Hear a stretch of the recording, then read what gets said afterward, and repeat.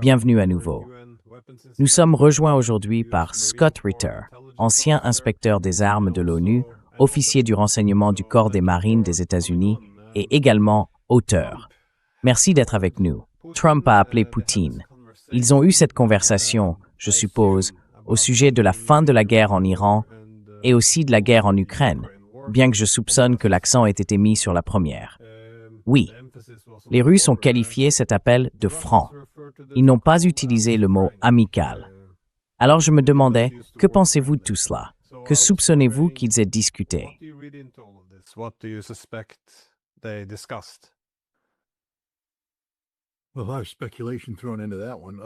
Eh bien, il y a beaucoup de spéculations à ce sujet.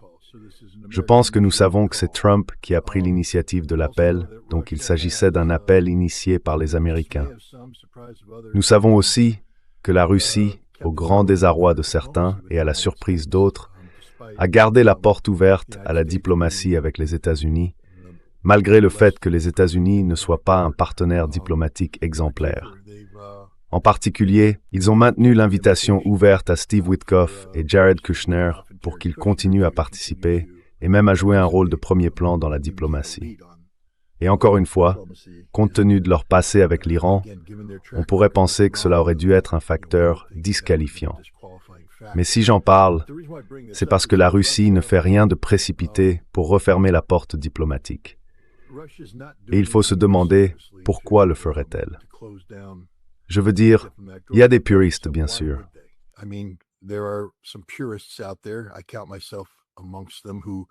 Je me compte parmi ceux qui, dans les moments de passion, oublient parfois qu'il existe un art de la diplomatie. Et puisque la guerre n'est qu'une extension de la politique par d'autres moyens, la diplomatie est souvent une voie plus sage que la confrontation. Mais vous savez, nous vivons une époque où la Russie, où Vladimir Poutine, a été la cible d'une tentative d'assassinat impliquant 91 drones dirigés par les services de renseignement de la CIA, alors que le président était en pleine conversation. C'était le 28 décembre. Le Royaume-Uni a attaqué Votkinsk à l'aide d'un missile Storm Shadow de fabrication britannique, d'une attaque au missile Flamingo, en utilisant l'Ukraine comme intermédiaire. Mais la conception et la cible provenaient du Royaume-Uni.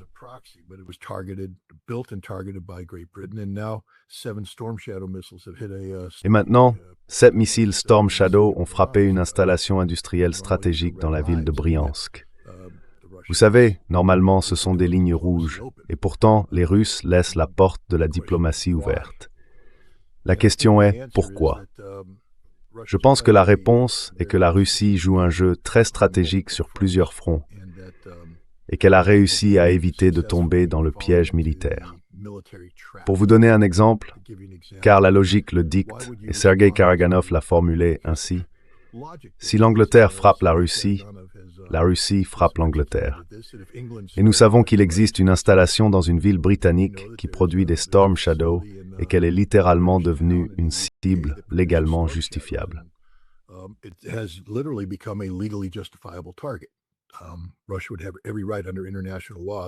La Russie aurait parfaitement le droit, en vertu du droit international, de lancer une frappe aérienne sur cette installation et d'en mettre fin à l'existence. Même chose pour le Flamingo. Nous savons que le Flamingo est une conception britannique. Les Britanniques l'ont quasiment admis lorsqu'ils l'ont présenté à leur salon de l'armement d'Abu Dhabi sous le drapeau d'une entreprise britannique. Vous savez, la Russie aurait tout à fait le droit de détruire ce quartier général et toutes les installations qui y sont associées. Alors pourquoi ne l'ont-ils pas fait? Keir Starmer est en pleine chute politique. Si vous attaquez le Royaume-Uni, vous transformez soudainement Keir Starmer en chef de guerre et vous créez la possibilité d'un renouveau politique pour lui. Donc vous savez, la Russie a abattu 7 Storm Shadow et un Flamingo. Il y a eu quelques dégâts, mais la situation stratégique est que le gouvernement britannique s'effondre et que leurs alliés n'a qu'à attendre et ne rien faire.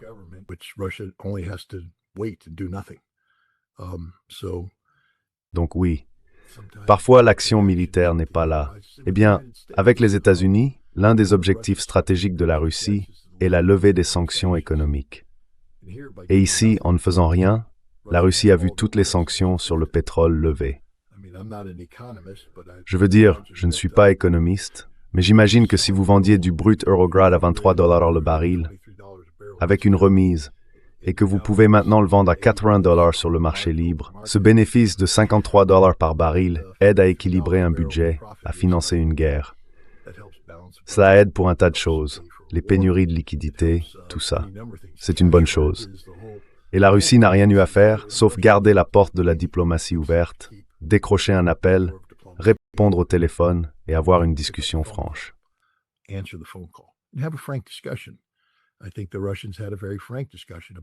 Je pense que les Russes ont eu une discussion très franche sur l'énergie mondiale. Le président est soudainement devenu très bien informé sur le potentiel de la Russie à fournir du pétrole et du gaz à un marché confronté à une pénurie critique en raison de la fermeture du détroit d'Ormuz. Le président a été sensibilisé à ce qui arrivera à l'économie américaine si un équilibre n'est pas trouvé sur le marché mondial de l'énergie. La Russie n'a pas besoin d'expliquer au président les conséquences politiques d'une économie défaillante. Le président le comprend déjà. Je pense donc que les Russes ont laissé la porte ouverte, car cela sert leurs intérêts. Une surréaction russe.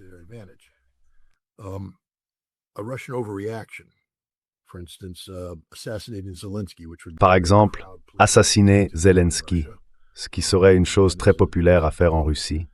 Cet homme est un chien, un criminel, un nazi. Il a commis des crimes horribles. Il attaque maintenant des civils russes et il le fait depuis un certain temps. Ce serait une chose très satisfaisante à faire. Mais, d'un point de vue stratégique, votre mission est de détacher l'Ukraine du camp de l'Europe et des États-Unis, d'éliminer le nationalisme ukrainien et de faire de l'Ukraine une partie neutre. Faut-il pour cela mener des actions qui attiseraient le nationalisme ukrainien? Zelensky est actuellement considéré comme l'un des pires dirigeants possibles pour l'Ukraine. Plus longtemps Zelensky dirige l'Ukraine, mieux c'est pour la Russie.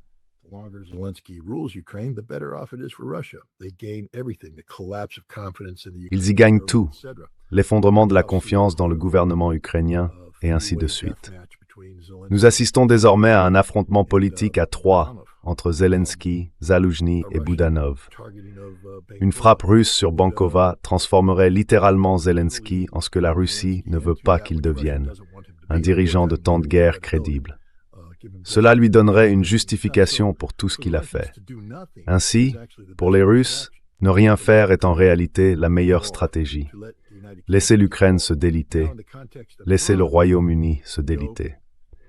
Dans le contexte de l'Iran, le fait que la Russie ne prenne pas cet appel la retire du cycle décisionnel des États-Unis. Mais en prenant cet appel, la Russie parvient à faire entendre sa voix.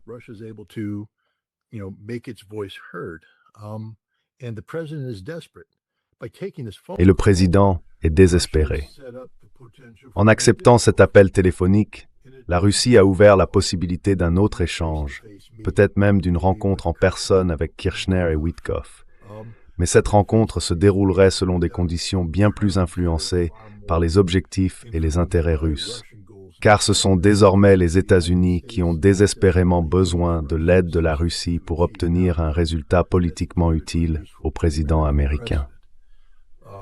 Vous savez, je pense qu'il est possible que la Russie soit disposée à exercer une pression sur l'Iran pour mettre fin au conflit ou pour éviter certaines actions en échange d'un assouplissement par les États-Unis de certaines de leurs exigences concernant l'Ukraine.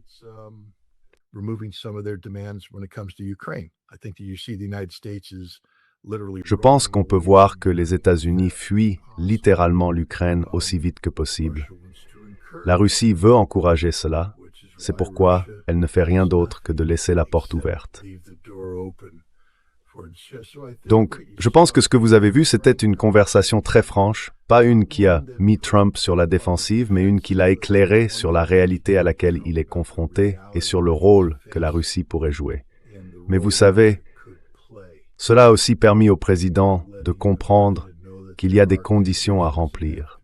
La Russie dit « Nous voulons négocier la fin de cette guerre », mais elle n'acceptera pas les conditions ukrainiennes. Et les États-Unis doivent cesser de soutenir ces conditions.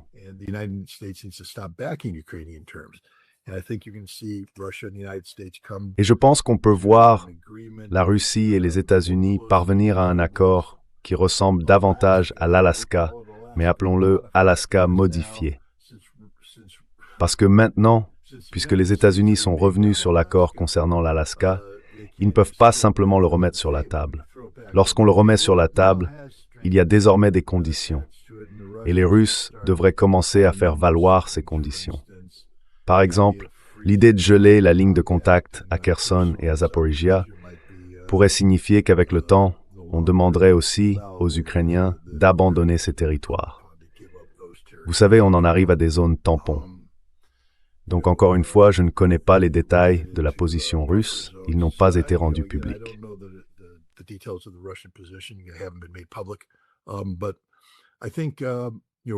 Mais je pense que, vous savez, la Russie est en meilleure position pour forcer, pour contraindre les États-Unis à s'en tenir à Alaska.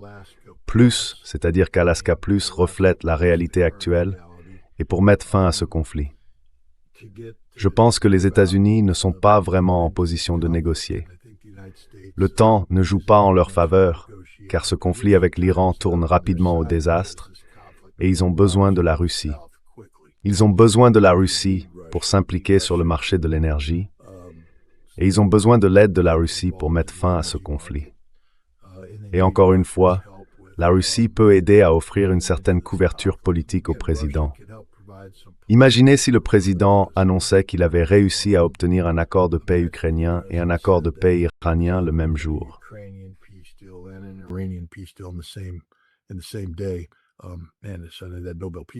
Mec, tout à coup, ce prix Nobel de la paix a l'air plutôt bien autour de son cou. Je veux dire, c'est lui l'homme, parce que c'est le président de la paix. Et la Russie est plus qu'heureuse de jouer à ce jeu. Tu sais, crois-moi, les Russes savent mieux quiconque que le président Trump est la personne la moins qualifiée au monde pour un prix Nobel de la paix. Mais puisque le prix Nobel de la paix a déjà été politiquement compromis, pourquoi ne pas simplement le donner à une personne politiquement compromise? Donc je pense que les Russes, ils savent comment manipuler Trump. Et je pense que cet appel téléphonique consiste entièrement à manipuler Trump.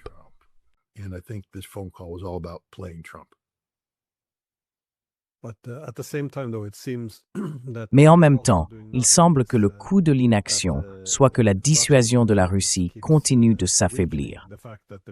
Le fait que les Britanniques osent faire ce genre de choses, frapper à l'intérieur de la Russie, le fait que des personnes comme le chancelier Merz puissent s'asseoir à Munich lors de la conférence sur la sécurité et se vanter d'avoir infligé toutes ces pertes à la Russie. Cela, eh bien, j'ai eu l'impression, après la frappe de décapitation contre l'Iran, que cela avait amené les Russes à reconsidérer un peu ce qui avait été fait en décembre contre la Russie à Valdai. Voyez-vous cette pression sur Poutine pour qu'il fasse essentiellement ce que l'Iran a fait, c'est-à-dire dire à quiconque attaque l'Iran ou l'aide de quelque manière que ce soit, en autorisant l'utilisation de bases ou de son espace aérien, que tout le monde sera frappé. Je veux dire, je m'attendrai à l'avenir à ce que beaucoup de nations du Golfe soient très prudentes avant de permettre à nouveau l'utilisation de leur territoire. Si elles ne le peuvent pas, eh bien, c'est la conséquence. Eh bien, encore une fois,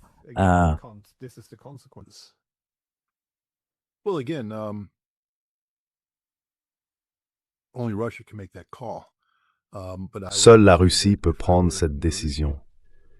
Mais je dirais que si j'étais Naryshkin conseillant le président, je dirais que Starmer, c'est du passé. Keir Starmer est fini. Et la décomposition continue du système politique britannique profite à la Russie. Quand Starmer partira, il y aura un vide politique et des luttes internes, et on verra le Royaume-Uni continuer à s'effondrer de lui-même. Vous savez, on peut plaider en faveur de la patience. Je veux dire, qu'a fait la Grande-Bretagne à part offrir aux politiciens européens de quoi se vanter? C'est insignifiant. Le fait que Merz se vante de ce qu'il a fait à la Russie ne change rien à l'équation stratégique. L'économie allemande est en mauvais état et va se détériorer encore davantage à cause d'une crise économique imminente provoquée par une pénurie d'énergie. Vous savez donc le statut politique intérieur de Merz, qu'il se vante, peu importe. Ce ne sont que des mots. Cela ne veut rien dire. Et Starmer, s'il veut discuter en coulisses de la manière dont l'Angleterre aide l'Ukraine à frapper des cibles stratégiques. À court terme, oui, cela pourrait sembler satisfaisant. Je veux dire, je pense pouvoir dire que je parle au nom de nombreux Russes qui aimeraient voir les usines britanniques partir en fumée et la pénurie ralentir les usines allemandes.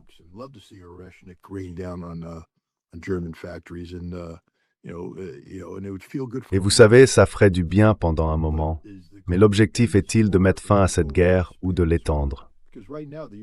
Parce qu'en ce moment, l'Union européenne est en difficulté. Elle ne sait pas comment elle va financer la poursuite de ce conflit. L'Allemagne, encore une fois, est une économie en déclin, avec une situation politique qui s'effondre. Starmer est sur le départ, Macron est en crise. Vous savez, parfois, quand l'ennemi fait exactement ce que vous voulez qu'il fasse, il suffit de le laisser continuer et d'encaisser les coups périphériques. Il faudra trouver un équilibre, car cette situation n'est pas tenable.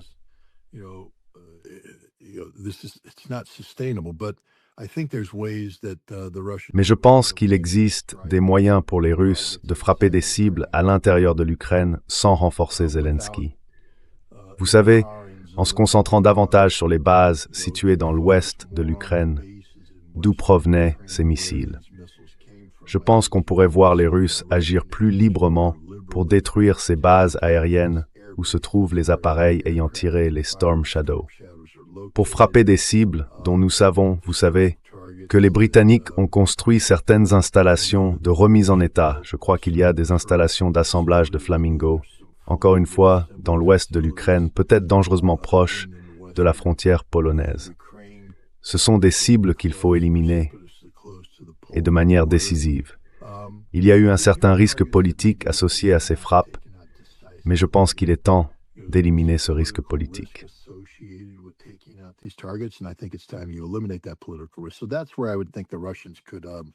Donc, c'est là que je pense que les Russes pourraient, aller pour montrer leur force, mais laisser l'Europe continuer à se suicider.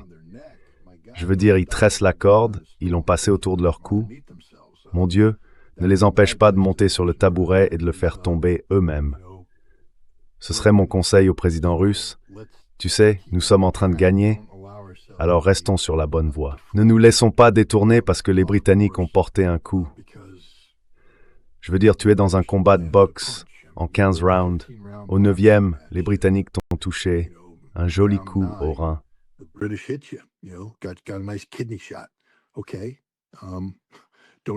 D'accord. Ne change pas ton plan. Reviens dans le jeu, tu les épuises et tu vas les mettre KO au 14e ou au 15e round. Mais si tu changes maintenant parce que tu t'es énervé et que tu commences à frapper de manière agressive, tu risques de tomber dans leur stratégie. Donc je pense que la Russie reste fidèle au scénario. Cette histoire de pétrole, la levée des sanctions pétrolières, je pense que c'est tout simplement un cadeau du ciel. Encore une fois, je ne suis pas économiste, mais j'ai du mal à imaginer que cela ne résout pas beaucoup de problèmes économiques urgents pour Vladimir Poutine. Plus de problèmes de budget. Tu continues à faire une marge bénéficiaire de $57 de plus que ce que tu faisais auparavant.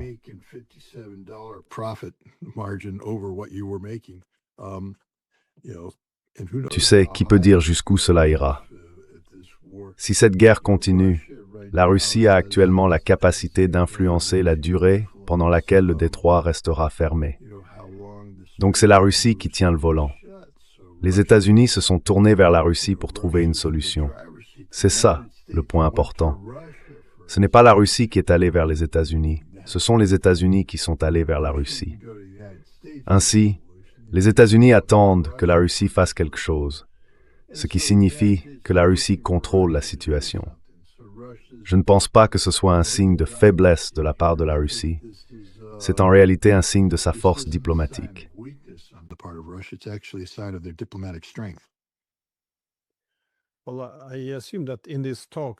Eh bien, Je suppose que dans ces discussions, Trump cherchait à savoir dans quelle mesure Poutine pourrait aider à mettre fin à cette guerre. En d'autres termes, offrir une sorte de porte de sortie, même si cela impliquait des concessions de la part des Iraniens, ce qui ne semble probablement pas à l'ordre du jour. Mais on voit aussi dans ce rapport, du moins dans le Washington Post, des indications selon lesquelles le conseiller de Trump soutient qu'il faut mettre un terme à tout cela, parce que nous ne sommes pas en train de gagner.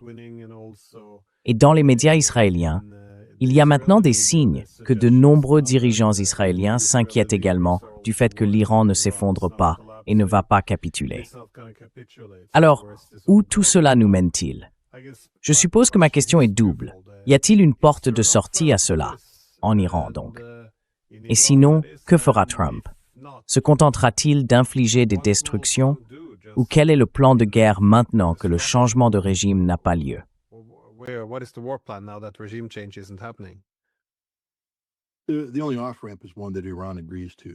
La seule voie de sortie est celle à laquelle l'Iran consent.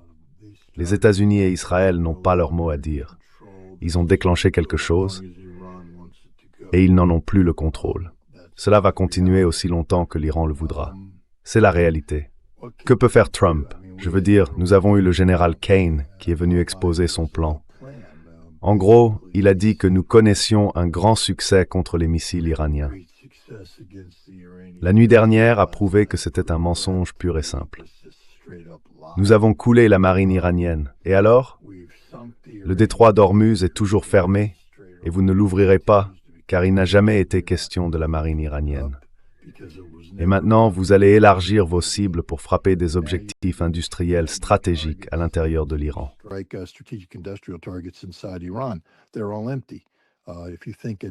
Elles sont toutes vides. Si tu penses qu'au 12e jour, l'Iran conserve encore du matériel industriel de grande valeur dans des installations industrielles stratégiques connues, passe donc cette cigarette de marijuana, parce qu'elle doit être sacrément bonne. Et j'en veux un peu, même si je ne fume pas de marijuana. Je pourrais le faire si elle est aussi bonne que ça. Si elle te fait halluciner à ce point, j'en prendrai, parce que ces sites sont vides. Il n'y a plus aucun équipement stratégiquement important dans une installation connue. Tout a été déplacé, tout a été évacué, donc on ne fera que bombarder des bâtiments vides. Tout ce que Trump a, c'est une extension de la campagne de bombardement de bâtiments vides, ce qui nous fait nous sentir bien, parce qu'on se gave de porno de guerre.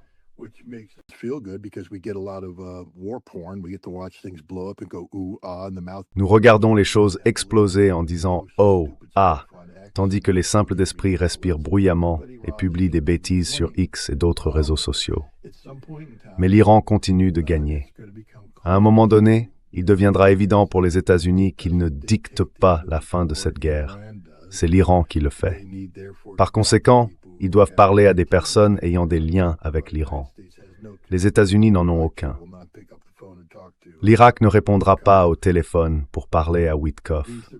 Cela signifie que la Russie devient désormais le centre intellectuel. La Russie peut parler aux Iraniens et jouer le rôle de médiateur, et c'est là que réside la valeur de la Russie.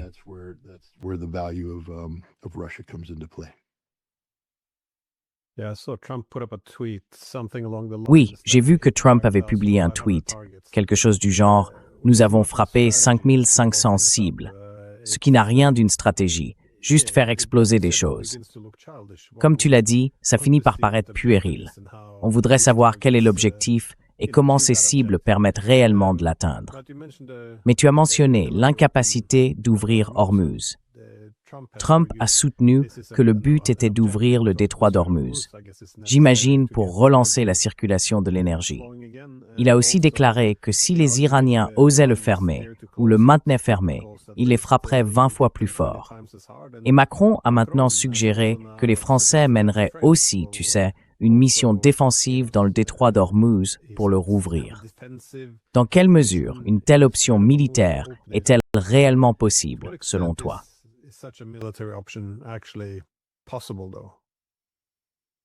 Ouh là là, les Français qui s'en mêlent. Voilà qui change la donne. Enfin, mon Dieu, Macron, le génie militaire qu'il est. Je ne peux pas imaginer, vous savez, les Français, ça change tout. Je pense que l'Iran va se rendre demain. C'est de la stupidité. Écoutez, il y a un moyen d'ouvrir le détroit d'Ormuz, la force brute. Vous arrivez et vous prenez l'île de Karg, vous prenez toutes les îles, l'île de Keshm, et vous projetez votre puissance à terre. Vous prenez le littoral du côté iranien du détroit d'Ormuz, vous arrivez avec, disons, 80 000 marines, vous prenez et tenez ce territoire, et vous pouvez y établir un pont aérien, et les Iraniens ne pourraient rien y faire.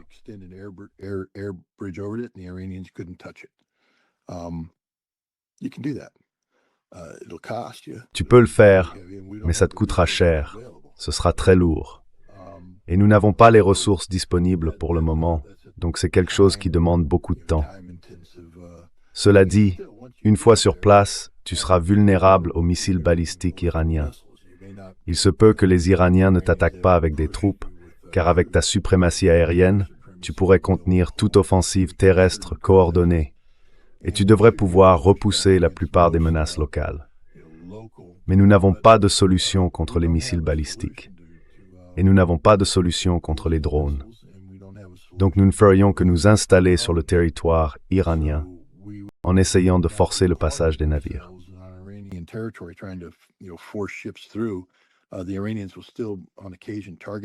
Les Iraniens continueront à l'occasion de viser un navire et ils commenceront simplement à frapper nos forces. La logistique devient alors un problème. Si vous déployez 80 000 hommes à terre en Iran, il faut les soutenir, il faut les approvisionner. Vous avez besoin d'installations portuaires et ces installations seront sous pression. Donc, encore une fois, nous n'avons tout simplement pas assez de marines pour faire cela. Il faudrait rediriger une grande partie du personnel des marines et mobiliser des navires amphibies qui seraient vulnérables. Et cela prendrait des mois à mettre en place. Tandis qu'entre-temps, l'économie internationale s'effondrerait bien avant cela.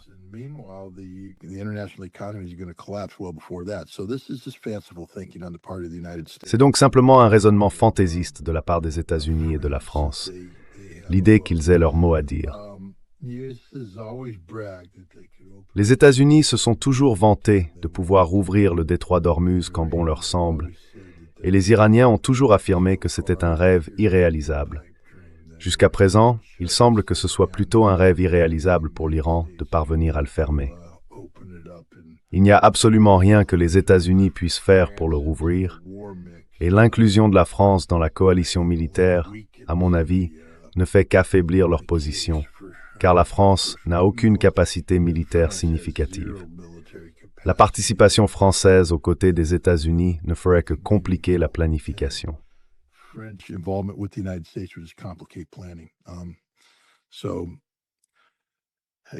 Donc encore une fois, set et match, Iran. Ils ont mieux planifié cette affaire que nous. Le fait que nous soyons ici à en parler au 12e jour signifie que nous n'y avons pas réfléchi dès le premier, ce qui veut dire que nous improvisons au fur et à mesure. Les Iraniens suivent leur plan de guerre, ils s'y tiennent, ils ont réfléchi à tout cela en profondeur. John Boyd, un colonel célèbre, parle de pénétrer le cycle de prise de décision de l'ennemi. Il évoque la boucle OUDA, observer, s'orienter, décider, agir. Je suis sûr que vous la connaissez. Eh bien, les Iraniens sont à l'intérieur du cycle de décision américain. Nous avons changé notre plan de guerre 5 ou 6 fois.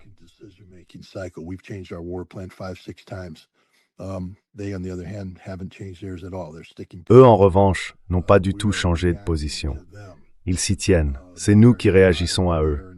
Ce sont eux qui mènent la danse, qui sont aux commandes. Ce sont eux qui prennent l'initiative. Nous réagissons. Et quand on réagit, on perd. Il faut être aux commandes, il faut être celui qui provoque l'action, qui pousse l'ennemi à réagir. Les Iraniens sont aux commandes. Nous réagissons à eux, nous allons perdre. Si nous parlons d'envoyer des troupes au sol dans la région pour rouvrir le détroit d'Ormuz, cela signifie que nous n'avions pas envisagé cette option au départ, ce qui veut dire que nous n'avons fait aucune planification logistique à ce sujet. Donc non, cela ne se produira pas de sitôt.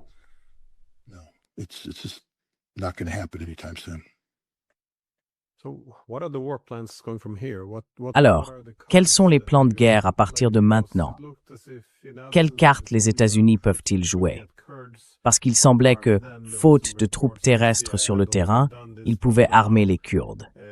Ensuite, certains rapports indiquaient que la CIA l'avait déjà fait, mais maintenant, selon les Kurdes, cela ne se ferait pas. L'Azerbaïdjan semblait sur le point d'être entraîné dans le conflit, mais au lieu de riposter contre ce qui aurait été un drone iranien, il envoie désormais de l'aide humanitaire.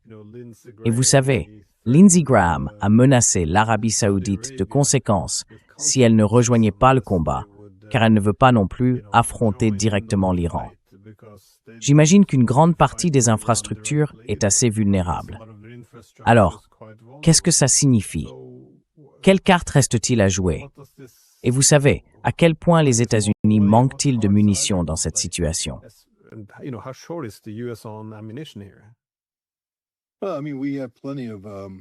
Eh bien, je veux dire, nous avons plein de bombes classiques, tu sais. Nous avons quelques kits qui peuvent y être fixés, donc nous pourrions larguer des munitions guidées par laser. Mais tu sais, nous avons approvisionné Israël. Comment crois-tu qu'Israël a rasé Gaza? Oui. Donc, il y a un nombre limité de ces ensembles. Nous manquons de missiles de précision à longue portée, ce qui signifie que les frappes futures nécessiteraient que les avions pénètrent réellement dans l'espace aérien iranien. L'Iran a retenu une partie de ses plans de défense aérienne. Ils en ont conservé une portion importante. Et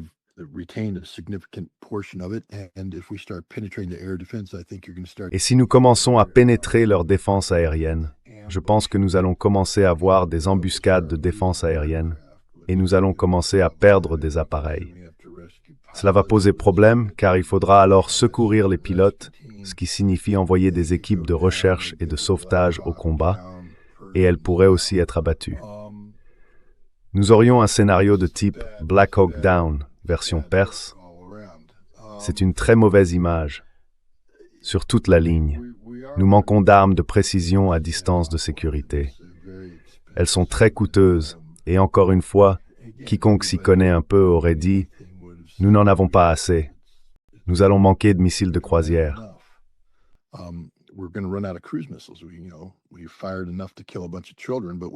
Nous avons tiré suffisamment pour tuer un tas d'enfants, mais nous n'avons pas conservé assez de ressources pour soutenir ce conflit. Alors, les prochaines étapes consistent simplement à faire exploser davantage de choses. Je veux dire, c'est ce que le général Kane a dit, que la seule option que nous ayons, c'est de faire exploser davantage de choses. C'est tout ce que le président Trump pouvait menacer de faire exploser davantage de choses. Nous ne savons même pas ce qu'ils font exploser, d'ailleurs. Encore une fois, si nous avons montré autant de confusion lors de notre première vague d'attaque, alors que nous aurions dû disposer des meilleurs renseignements possibles, et pourtant, sur les 4 sites visés dans l'installation navale de Manab, 2 étaient des entrepôts vides. Un était un hôpital et un autre une école. 50% de nos cibles étaient illégales au regard du droit de la guerre.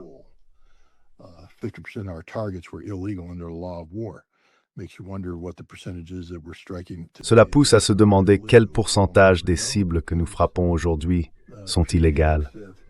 Nous ne le saurons jamais, car Pete Hegseth a supprimé les unités chargées de vérifier que les cibles n'étaient pas de nature civile. Mais maintenant, à mesure que nous devenons de plus en plus désespérés, nous allons simplement commencer à élargir la liste des cibles. Vous savez, si nous avons déjà bombardé 5000 cibles, et que maintenant Trump dit que nous allons en bombarder davantage, d'où vont-elles venir? Quelles sont ces cibles? Qui établit ces cibles? Qui prend les décisions? Est-ce piloté par l'IA? Combien de maisons allons-nous frapper? Combien d'écoles allons-nous frapper? Combien d'hôpitaux allons-nous frapper?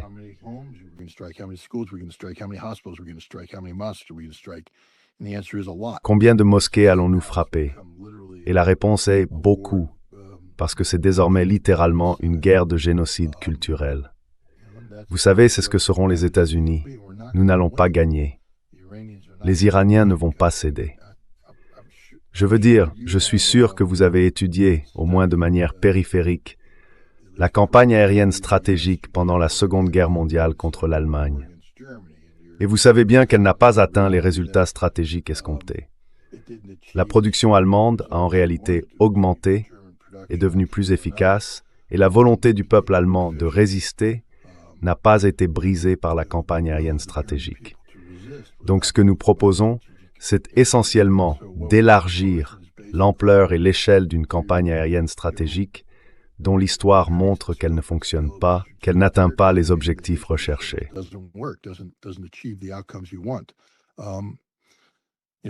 Vous savez, il y a une raison pour laquelle l'Azerbaïdjan s'est retiré. Cette guerre a été présentée comme une guerre de changement de régime, même si maintenant Trump dit que ce n'est pas le cas. Eh bien, ce n'est pas parce que nous ne pouvons pas, mais nous avons essayé. Et vous savez, l'idée était que si vous tuez Ali Khamenei et que vous avez des gens dans les rues criant « Mort aux ayatollahs », les Kurdes pourraient être plus enclins à dire « D'accord, on est partant ». Les Azéris pourraient dire « Oui, le Zangezur est notre corridor. Ça a l'air plutôt bien en ce moment, allons-y ». Mais quand vous tuez le guide suprême et que le résultat final est un Iran uni hurlant vengeance, la dernière chose que vous voulez, c'est voir votre nom sur cette liste de vengeance. Et les Kurdes se sont soudain réveillés en se disant « Eh bien, on ne va pas faire ça ». Et les Azéris ont dit « Oui, nous non plus ».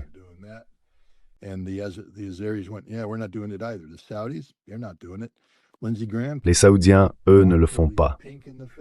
Lindsey Graham peut parler jusqu'à en devenir tout rouge. Mais vous savez, il peut paraître mignon pour ses « peu importe, je ne vais pas m'aventurer là-dedans ». Je n'aime pas Lindsey Graham, mais ce n'est pas une raison pour tomber dans l'attaque personnelle. Pourtant, c'est un homme qui parle fort, mais il n'a rien de dur. C'est une crêpe. C'est une princesse parfumée. Ce n'est rien. C'est un sénateur que pour une raison ou une autre, les gens écoutent, mais j'espère qu'il est en train d'être discrédité en ce moment. Et je pense qu'il est embarrassé. Je pense qu'il est gêné par le fait qu'il a vendu une guerre à Trump, que cette guerre tourne mal et que son capital politique s'envole. Et il s'approche d'une élection houleuse qu'il pourrait bien perdre, ce qui serait la meilleure chose que la Caroline du Sud ait jamais faite.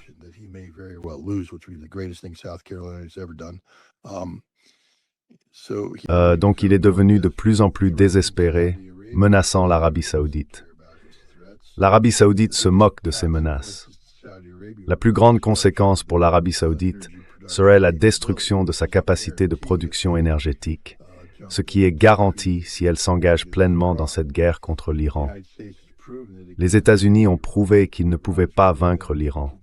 L'Iran a prouvé qu'il pouvait continuer à infliger des destructions au-delà de ses frontières, même après avoir encaissé 5000 bombes larguées sur son territoire. Donc peu importe ce que dit Lindsey Graham, il est sans importance. Il n'est qu'un prétexte pour que les médias traditionnels vendent une guerre de plus en plus impossible à vendre.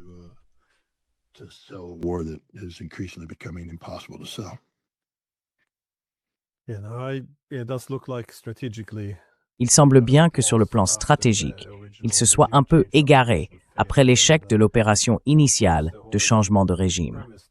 Et bien sûr, le simple fait de supposer que Trump serait autorisé à choisir le prochain dirigeant montre une certaine méconnaissance de ce qu'il pense que l'Iran est et de qui sont réellement les Iraniens. Juste une dernière question. Quelles sont, selon vous, les implications plus larges de tout cela? Car il ne s'agit évidemment pas seulement d'une guerre entre Israël et les États-Unis d'un côté et l'Iran de l'autre. Cela aura, je suppose, des répercussions mondiales plus vastes. Qu'est-ce que cela signifie pour l'avenir d'Israël, la prolifération nucléaire, les accords d'Abraham et le partenariat entre la Russie et l'Iran? Désolé, cela fait beaucoup de questions à la fois, mais plus généralement, quelles sont, selon vous, les conséquences plus larges de cette guerre? Non seulement le fait qu'elle ait lieu, mais aussi qu'elle tourne mal.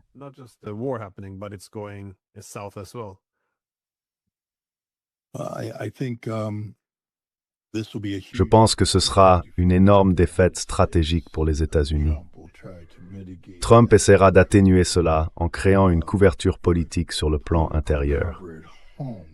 Mais à l'échelle mondiale, Regardez ce qui s'est déjà passé. Nous avons retiré la défense aérienne de la Corée du Sud et nous avons prouvé que notre bouclier antimissile balistique au-dessus de l'Asie ne fonctionne pas. Si nous essayons d'intimider les Chinois, souvenez-vous, le document sur la stratégie de sécurité nationale de l'administration Trump parle d'une supériorité militaire conventionnelle sur la Chine dans le Pacifique. Nous venons de prouver que nous sommes terriblement insuffisants. Si vous voulez voir une nation qui possède plus de missiles que l'Iran, regardez la Chine. Taïwan doit regarder cela en se disant « Nous sommes fichus ».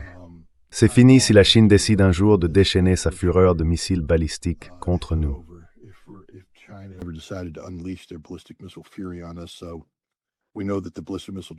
Nous savons donc que la défense antimissile balistique ne fonctionnera pas. Nous savons qu'ils détruiront tout. Nous savons que les États-Unis ne peuvent pas venir à notre secours. Donc, c'est fini. La Corée du Sud et le Japon doivent être en train de reconsidérer leur accord nucléaire tripartite avec les États-Unis, car ces derniers se sont révélés être un tigre sans dents. En plus de cela, nous affaiblissons leur défense. C'est donc une mauvaise situation pour les États-Unis sur le plan stratégique. Nous ne nous remettrons pas militairement de cela, même si nous ne subissons pas de pertes matérielles importantes en termes d'aéronefs ou de munitions. Vous savez, cela va bouleverser les priorités de la défense américaine, par exemple la reconstitution des stocks de munitions, car une fois que vous avez plus de munitions, votre armée devient inutile. Alors, qui va intervenir et profiter de la situation?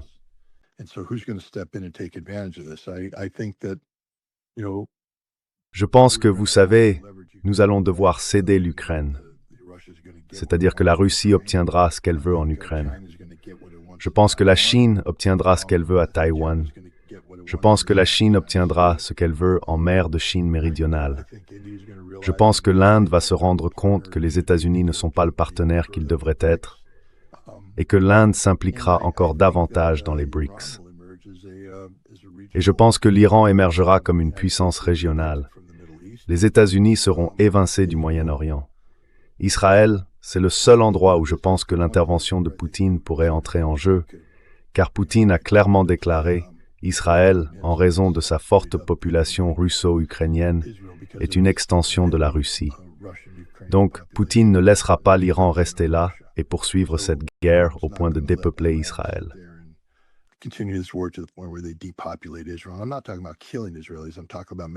Je ne parle pas de tuer des Israéliens. Je parle de rendre Israël invivable pour que les gens commencent à fuir. Je pense qu'Israël existera toujours, mais qu'il sera alors possible d'exercer une pression sur son programme nucléaire.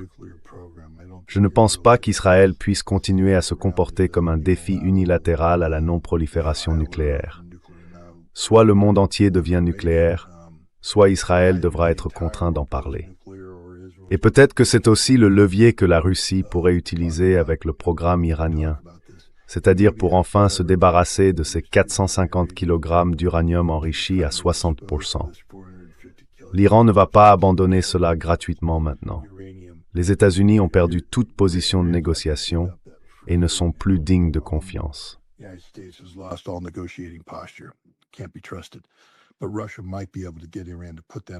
Mais la Russie pourrait être en mesure de convaincre l'Iran de mettre cela sur la table et de parvenir à un accord qui éliminerait tout risque de rupture, en échange du fait qu'Israël mette également son programme nucléaire sur la table.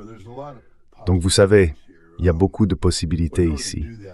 Mais pour y parvenir, cette guerre va devoir se poursuivre encore un peu. Les États-Unis vont devoir ressentir une véritable douleur économique. C'est la seule façon dont ils prendront certaines des décisions nécessaires. Et puis vous savez, le président, encore une fois, je pense que le président étant l'escroc qu'il est, croit qu'il peut présenter cela comme « Je suis l'homme qui a apporté la paix au Moyen-Orient et la paix entre l'Ukraine et la Russie. »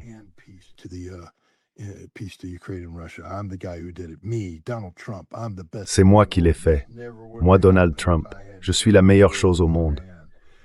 Cela ne serait jamais arrivé si je n'étais pas entré en guerre avec l'Iran.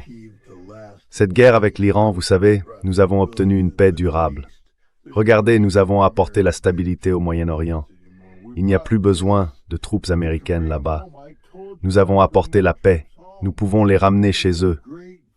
Je vous avais dit que je ramènerais mes troupes. C'est une grande victoire. Et je pense qu'il essaiera de la présenter ainsi. Et il pourrait réussir car le public américain s'est montré très ignorant et vulnérable à ce genre de bêtises venant de Washington, D.C.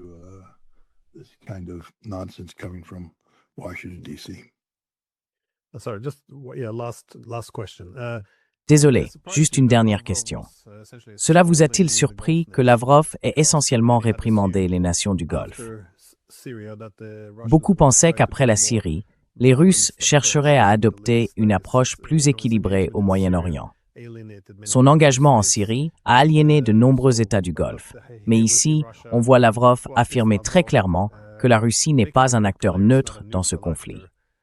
Réprimandant en somme les États du Golfe pour avoir participé à l'attaque contre l'Iran, puis être venu en Russie pour tenter de la pousser à faire pression sur l'Iran.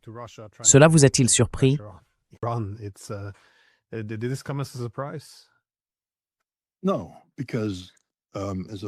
Non, parce que, en tant qu'observateur de longue date de la Russie, je dirais que la Russie agit en fonction de la base diplomatique existante. Si l'on met de côté l'implication de la Russie en Syrie et qu'on examine quelles étaient ses obligations, ce n'était pas noir ou blanc. La Russie n'était pas obligée d'intervenir. Elle était là pour instaurer la stabilité. La Russie a formulé des recommandations au régime d'Assad qui ont été ignorées.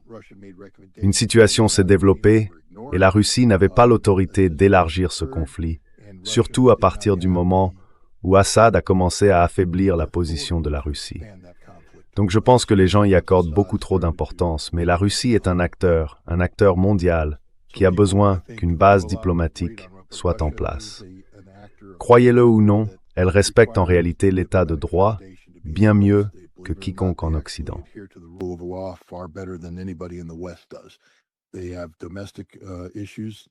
Ils ont des problèmes internes, les choses doivent être faites légalement, et ils entretiennent aussi des relations avec des nations définies par des accords. C'est pourquoi le conflit de 12 jours a été si frustrant, parce que tout le monde disait « Où est la Russie? Où est la Russie ?»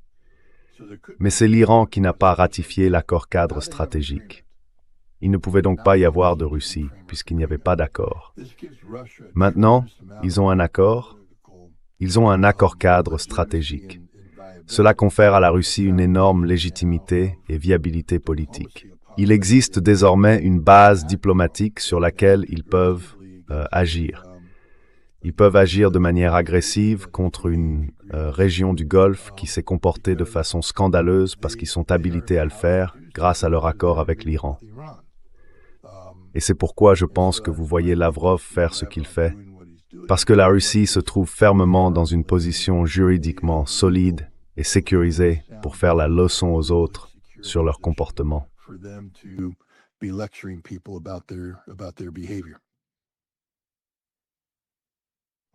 Merci d'avoir partagé vos réflexions et oui, d'avoir pris le temps.